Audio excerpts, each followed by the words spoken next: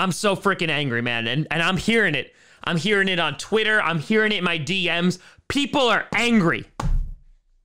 The freaking refs, man. I mean, we pay them so much money and it's still a close game.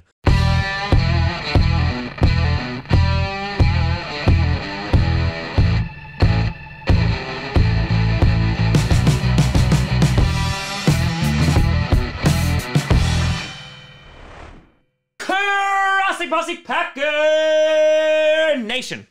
Welcome to an episode of Packcast, the podcast where you don't have to be a Packers fan, but it sure does help. I'm your host, Tom. Apparently, people think that I'm literally paying the refs. Grossi, and today we're going to be talking about the Green Bay Packers surviving against the Cleveland Browns on Christmas Day, 24-22, and let's just jump into it because the hoopla is based on a couple of plays here.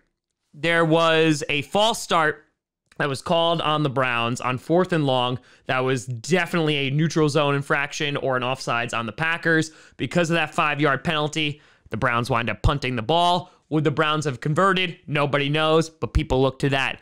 In addition, they took a look at the last interception of the game. Rasul Douglas, Donovan Peoples-Jones running into him, initiating contact, and then in slow motion, it looks real bad. There's a hold that's going on there. Troy Aikman is going wild. He's saying, hey, that's a hold right there. And it might have been. It might have been. And I will be honest, I hate when games end like this because it's so unsatisfying, and for the next forever, I get to hear the same old bullshit that the Packers get every single call, but they don't get the Juwan Winfrey catch, or they don't get the NFC Championship game stuff. They don't get any of that. And I gotta say, for all the times the Packers get all the calls, it's crazy how we don't have more Super Bowl wins. And I think it's funny because maybe the refs just suck. Did we ever think of that? The refs just suck. And so the Packers, who played a good defensive game, they picked off Baker Mayfield 4 times, even though they were garbage in the second half, and that's the team as a whole. That goes completely under the rug because of few bad calls. And it's infuriating to say the very least. But let's talk about this game. Let's talk about some records that were broken today. Aaron Rodgers breaking the franchise record of the Green Bay Packers. He is now the QB with the most passing touchdowns, breaking Brett Favre's record. Lazard, who could have gotten the breaking record last week against the Ravens, was the one to catch it. Number 443. Locked it up. Rodgers then threw 2 more touchdowns, both to Davante Adams with 445. So right now, crushing that. Brett Favre sending a message saying, I got one thing to say, get us another Super Bowl. More records being broken. Davante Adams is now the 5th leading receiver in yards in Packers history, passing Jordy Nelson, and he had a phenomenal game. He also had 100 receptions on the season, and he is just crushing it. Had over 100 yards today as well. But taking a look at this game overall, the Packers, they didn't get shut out in the first quarter, which was amazing. But the second half, good God, they only scored 3 freaking fracking points, and the offense was just abysmal, especially to end that game. They stopped running the football, which I know Browns fans are very used to because for some reason they stopped running it with Nick Chubb. And yeah, the play calling here was questionable at best. At the end of the day, the Packers did sweep the AFC North, taking the Bengals into overtime, beating them by 3, beating the Browns by 2, and beating the Ravens by 1. Taking a look at some stats here, Rodgers, 24 for 34, 202 yards, 3 touchdowns, was sacked 0 times. Impressive. Braden taking over left tackle duties at the end of the game because Neiman got knocked out. Jones, 12 for 66, 5 for 21 through the air. Dillon, 9 carries for 41 yards, 3 for 15. Davante Adams, as I said before, 10 for 114 yards, 2 touchdowns. And Lazard, 2 for 45 with 1 touchdown.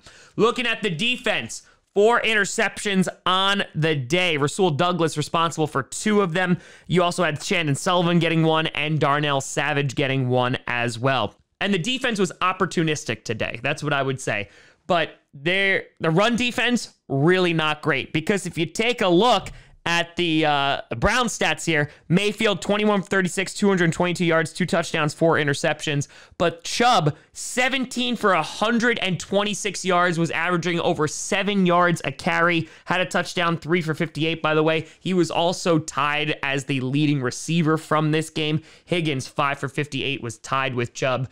And the Browns just got away from running the football, which really didn't make a whole lot of sense at the very end of the game. They just needed to run the ball to get into field goal range and potentially hit it. Now, I know they had a kicker that was promoted from the practice squad to kick there, so maybe they were not really confident in him, but definitely confusing there.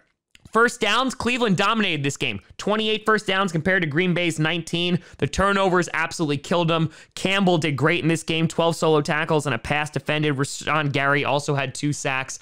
And what this is going to come down to is missed opportunities for both teams here. Stokes almost had an interception on Baker Mayfield, which would have been the 4th one, and avoided a lot of this controversy.